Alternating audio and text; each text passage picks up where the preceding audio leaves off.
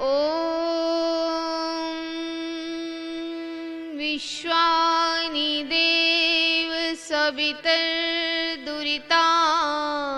परासुव यद्भद्रं तनयासुव। ओंकारबिन्दुसंयुक्तं नित्यं ध्यायन्ति योगिनः कामदामोक्षदा चाय ओंकाराय नमो नमः। ओंकाराय नमो नमः। अद्भुत स्वरूप तेरा, तेरी अनूप करनी है आप में व्यवस्थित दो अंतरिक्ष धरणी। तेरी कृपा से प्रभुवर सच्चा प्रकाश पाया। श्रद्धा की अंजलि ले तेरे समीप आया, तेरे समीप आया। हे देव दयालु हो, बस इतनी दया कर दो। हे देव दयालु हो, बस इतनी दया कर दो। आया हूँ शरण दिल में, भक्ति के भाव भर दो। हे देव दयालु हो, बस इतनी दया कर दो। आया हूँ शरण दिल में, भक्ति के भाव भर दो। तेरे रंग में रंग जाए ये चंचल मन मेरा। रह साफ ना हो धुंधला मन का दर्पण मेरा। हर शय में तुझे देखूं हे नाथ यही वर दो। हे देव दयालु हो, बस इतनी दया कर दो।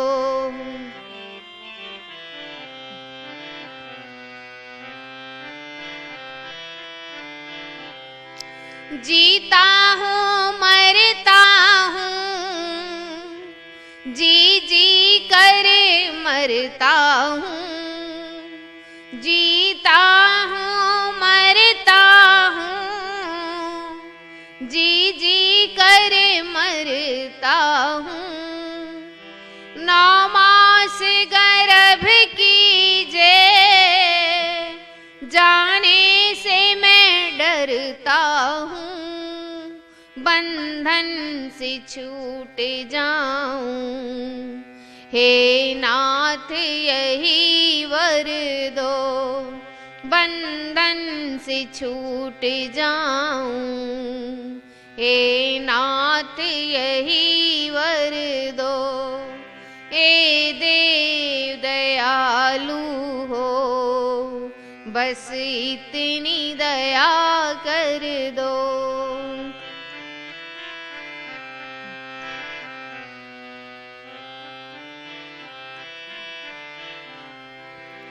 हो जाऊं दूर जग के शोक और संतापों से। हो जाऊं दूर जग के शोक और संतापों से। कर कर्मठ लो बचा मुझे दुखों से पापों से। मैं गाऊं गीत तेरे कुछ ऐसे मधुर स्वर दो। हे देव दयालु हो बस इतनी दया कर दो।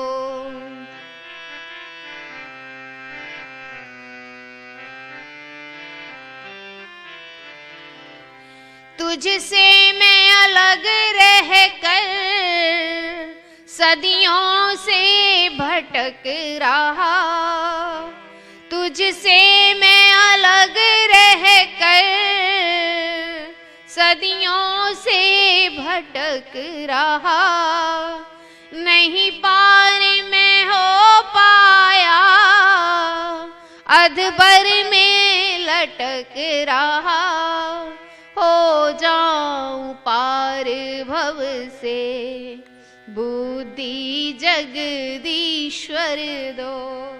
हो जाऊं पार भव से बुद्धि जगदीश्वर दो। हे देव दयालु हो बस इतनी दया कर दो।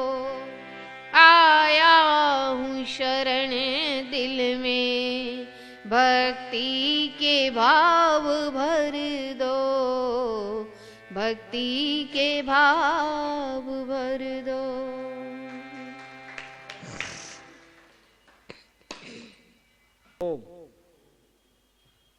कमर सीधी करके बैठें, नेत्र बंद कर लें, लंबा और गहरा श्वास लें। 3 बार परमेश्वर के मुख्य नाम ओम का अर्थ सहित चिंतन करें।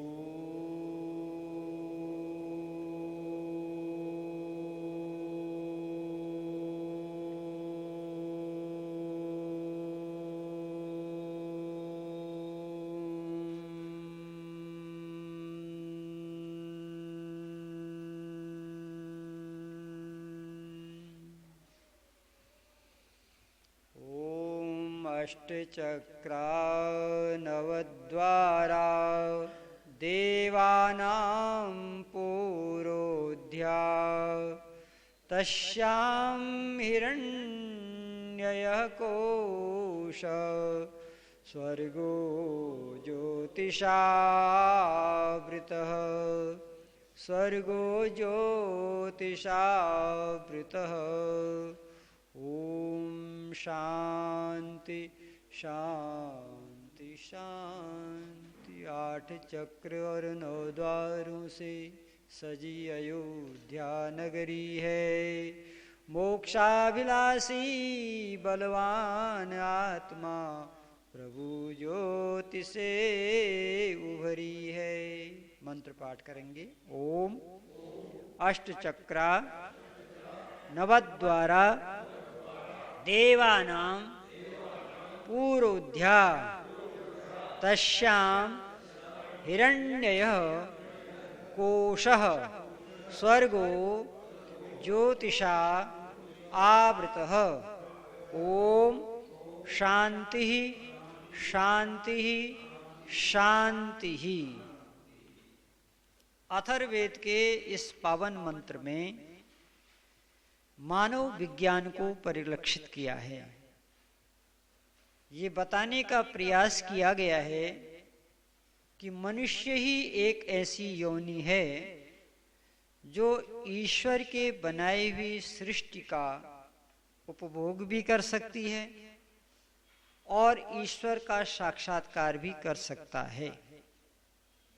अन्य किसी योनियों में ये संभावना नहीं है, क्योंकि परमात्मा को जिस बुद्धि के द्वारा हम अनुभव करते हैं, देखते हैं, वह बुद्धि केवल मनुष्यों के पास ही है।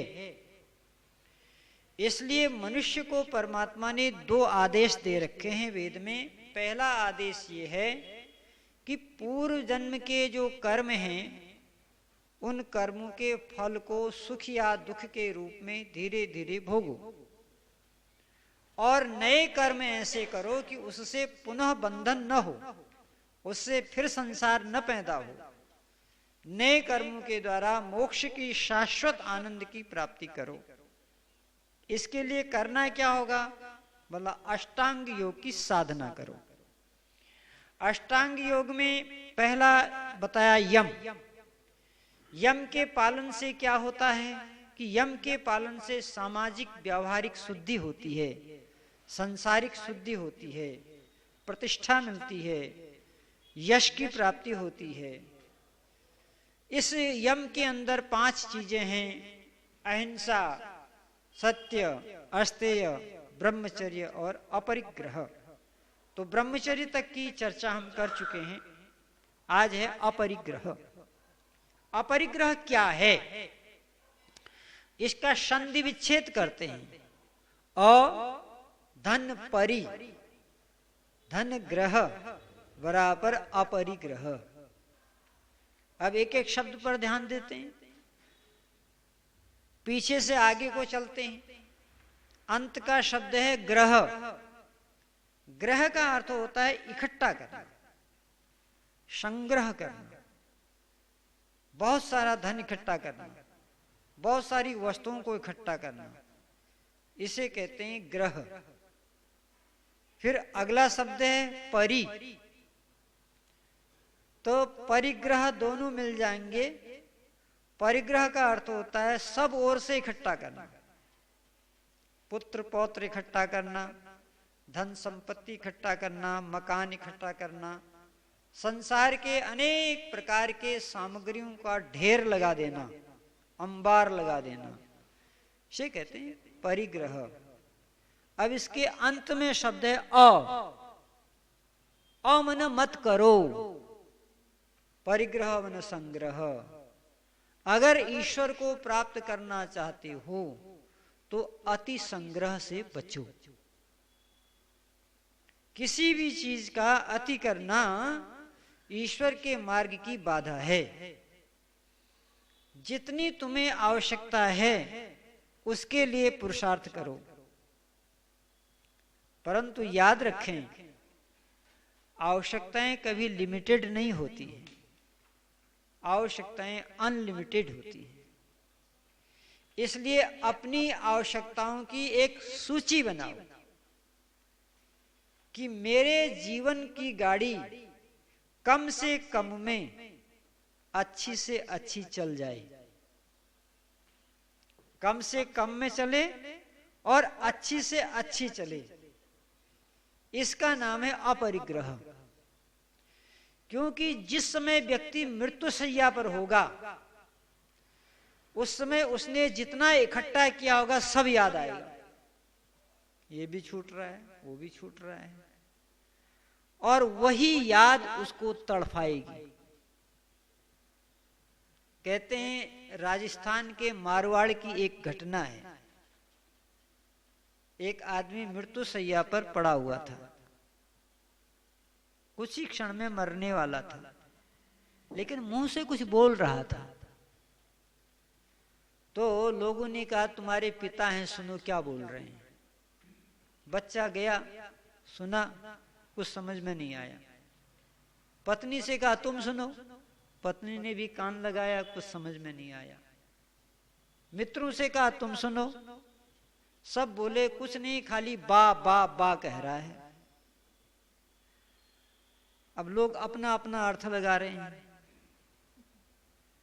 अब ये हुआ कि भाई ये कोई ऐसी बात कहने जा रहा है जो छूट जाएगी तो बड़ा गड़बड़ हो जाएगा। तो डॉक्टर को बुलाया गया। डॉक्टर ने देखा, डॉक्टर ने कहा इसको हम आधा घंटा के लिए जिंदा कर सकते हैं, 7,000 रुपया लगेगा, आधा घंटा के लिए जिंदा कर सकते हैं। तो लोगों ने कहा भाई पता तो लगे क्या कह रहे हैं, हो सकता है कहीं सोना रखे हो, चांदी रखे हो, काम तो आएगा नहीं तो सब बेकार हो जाएगा, लगाओ इंजेक्शन। 7,000 का इंजेक्शन लगा आधे घंटे के लिए। जैसे इंजेक्शन लगा आवाज खुल गई, कहन वो देखो बछड़ा झाड़ू खा रहा है। क्या खा रहा है? बछड़ा झाड़ू खा रहा है। इसे कहते हैं संग्रह। पशुओं के साथ आसक्ति हो जाती है, मनुष्यों के साथ आसक्ति हो जाती है, घर के कुत्ते से आसक्ति हो जाती है, घर के नौकर से आसक्ति हो जाती है। इस आसक्ति से मनुष्य की उन्नति रुक जाती है, फिर उसका जन्म मृत्यु का चक्र चल जाता है। इसलिए जब जब जब देखो कि कान के बाल सफेद होने लगे हैं, मूंछ के बाल सफेद होने लगे हैं, तो जितना भी बोझा रखा है धीरे धीरे हल्का, कुछ जिम्मेदारियां पत्नी की पत्नी को दे दो, पुत्र की पुत्र को दे दो, पोते की पोते को दे दो, हल्का होने का प्रयास करो। और इतना हल्का हो जाओ कि जब प्राण छूटने की बारी आए तो कोई टेंशन न रहे, कोई डिप्रेशन न रहे, कोई तनाव न रहे, कोई पछतावा न रहे। अपरिग्रह। यात्रा में जब हम जाते हैं तो बहुत सारा सामान ले जाते हैं, लेकिन आपने देखा होगा सामान चढ़ाते समय भी दिक्कत आती है, कुली खोजना पड़ता है, सीट में कहाँ रखें, इधर रखें उधर रखें करना पड़ता है।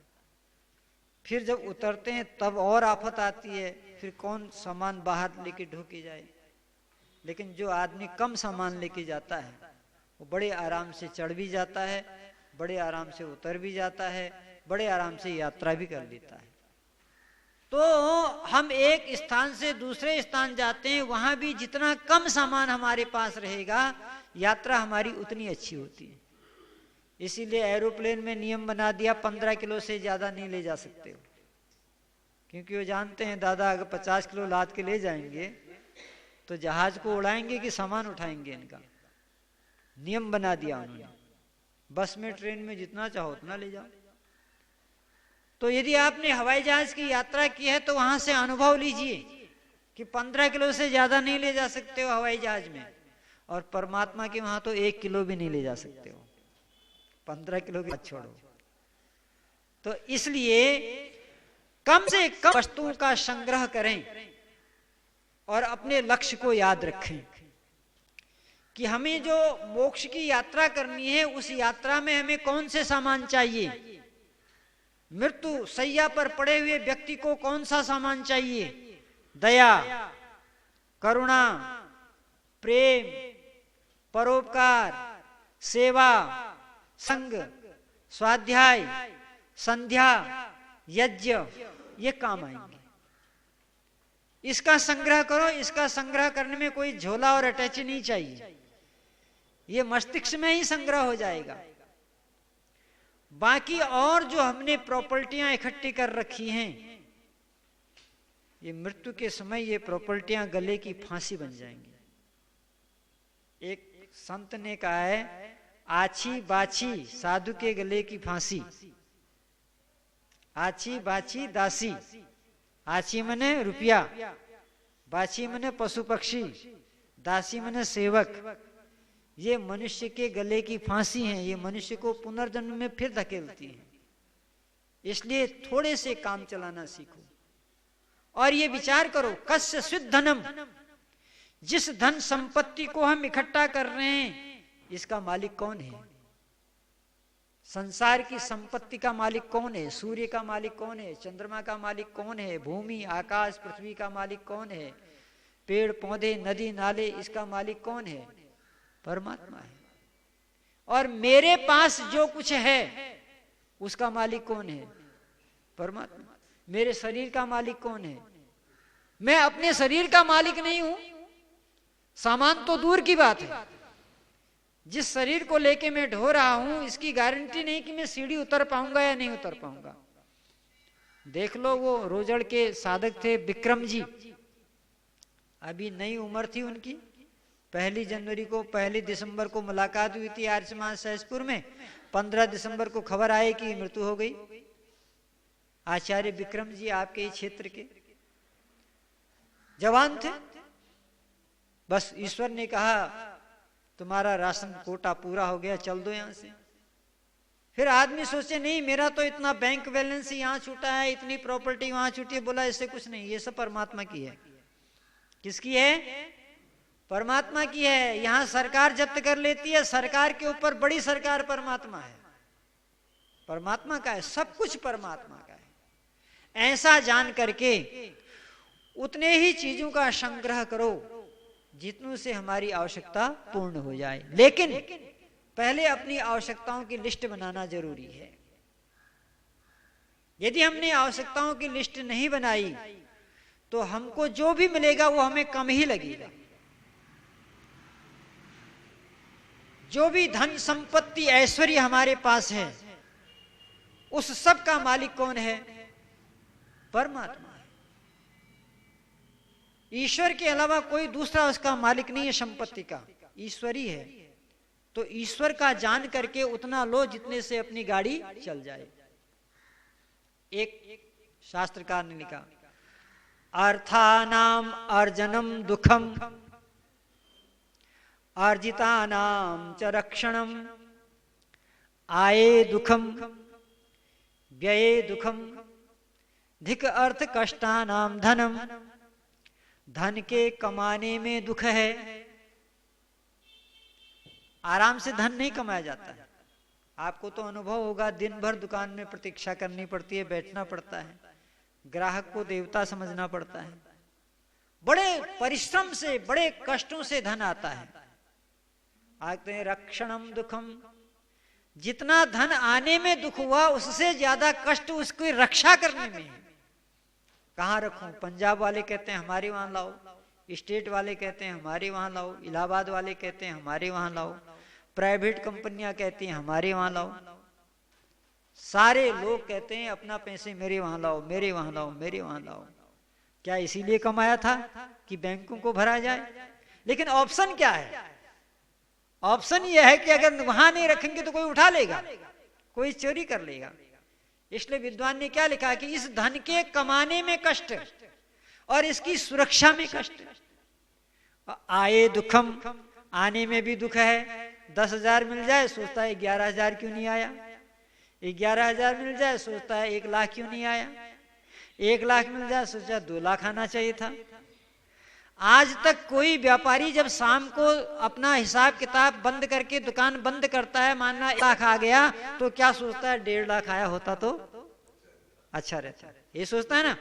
आए दुखम, आ जाए तो दुख है, और व्यये दुखम, बड़ी मुश्किल से कमाया था अब खर्च हो रहा है, सोचता है कि मैं सौदा ले लूं पैसा न देना पड़े, अगर ऐसा हो जाता तो मेरा पैसा मेरे पास पड़ा रहता। तो आने में दुख, व्यये दुखम, जाने में दुख। धिक अष्टम लक्ष्मी, ऐसे धन को धिक्कार है जिसमें दुख ही दुख है। ओहो, तो क्या धन कमाना नहीं चाहिए? शास्त्र कहता नहीं, वयम श्याम पतयोरयिणाम, हे परमात्मा हम इतना धन कमाएं जितना तेरे पास है, लेकिन उसका सदुपयोग करें।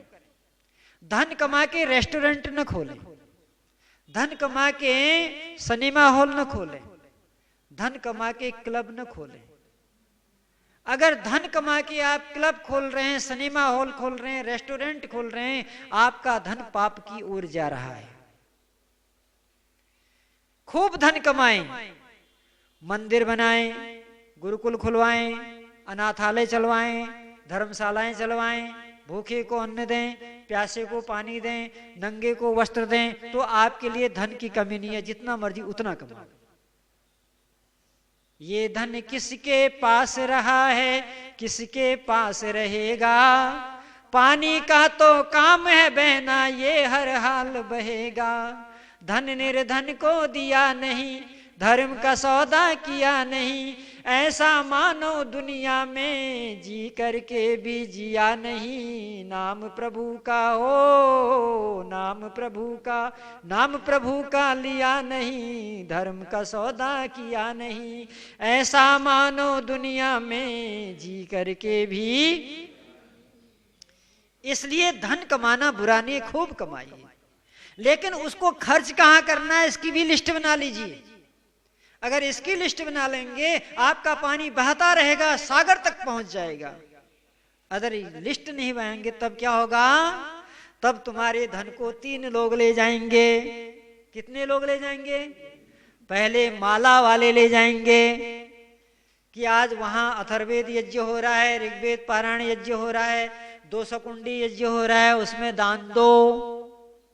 माला वाले ले जाएंगे। अगर आपने उनको दान नहीं दिया तो आला वाले ले जाएंगे कि ब्लड चेक कराओ, कि ब्लड कैंसर हो गया है, कि पाइल्स हो गया है, कि खून की जांच कराओ।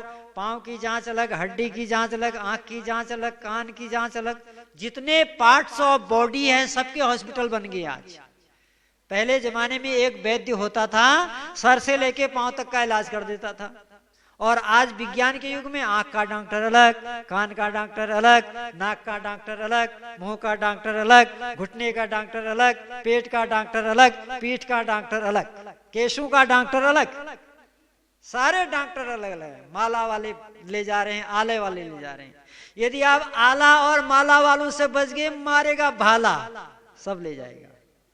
इसलिए दौलत के दीवानों उस दिन को पहचानो, जिस दिन भरी दुनिया से खाली हाथ चलोगे, क्या लेके साथ चलोगे।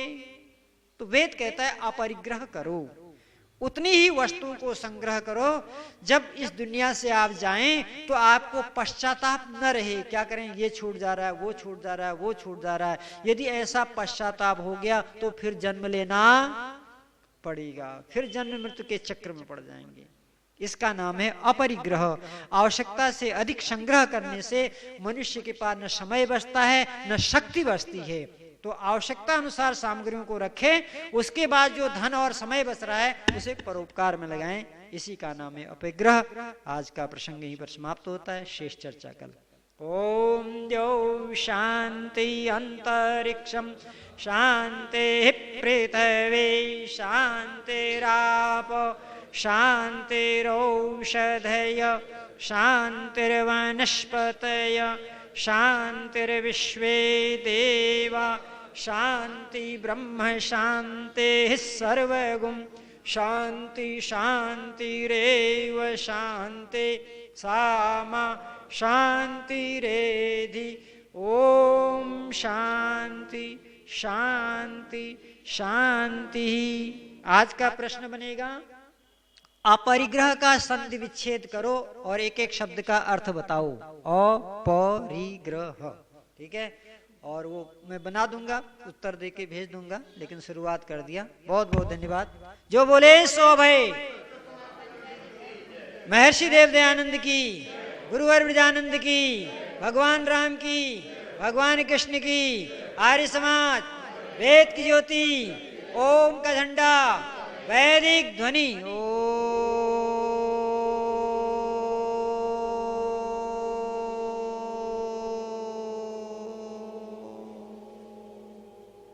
वैदिक अभिवादन। सभी को सादर नमस्ते, धन्यवाद। त्रिलोक जी नाम लिख लिया सबका? नाम हो गया?